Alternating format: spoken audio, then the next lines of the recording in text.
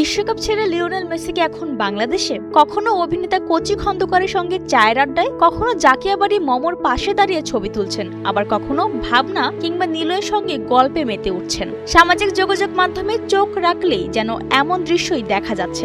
Messi কি তবে সত্যি বাংলাদেশে এসেছেন?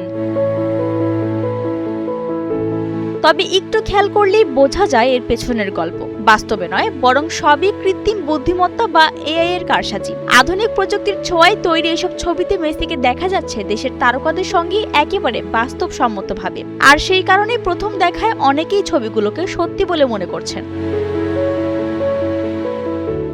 একমাত্র স্মার্ট সিটি বসুন্ধরা, আধুনিকতায় এক ধাপ এগিয়ে। মেসির সঙ্গে কাল্পনিক আড্ডায় সবচেয়ে সরব অভিনেতা কচি খন্দকার। এআই দিয়ে তৈরি একটি ছবি পোস্ট করে তিনি মজার ছলে লিখেছেন, ভাই মেসি তুমি মানুষ না, মহান এলিয়েন।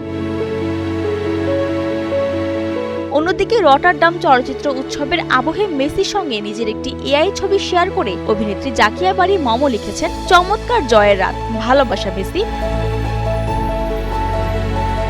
আর্জেন্টিনা সমর্থক অভিনেত্রী ভাবনাও পিছিয়ে নেই। মেসির সঙ্গে এআই ছবি পোস্ট করে তিনি ভক্তদের কাছে চেয়েছেন দোয়া। আর অভিনেতা নিলয় তো মেসিকে সরাসরি পরামর্শই দিয়ে বসেছেন। মজার ছলে লিখেছেন, শুধু হ্যাট্রিক করলে চলবে না, পরের ম্যাচে আরো ভালো করতে হবে। প্রযুক্তির এই সময়ে বাস্তব আর কল্পনার সীমারেখা দিন দিন আরো ঝাপসা হয়ে যাচ্ছে। তবে একটি বিষয় স্পষ্ট, ফুটবলের জাদুকর মেসিকে ঘিরে উন্মাদনা এখনো এতটাই প্রবল যে বাস্তবে দেখা না হলেও এআই এর কল্পনার আড্ডাতেই মেতে উঠছেন বাংলাদেশের তারকারা আর তাদের ভক্তরা। বৃষ্টি রানী দাস, কালের কণ্ঠ।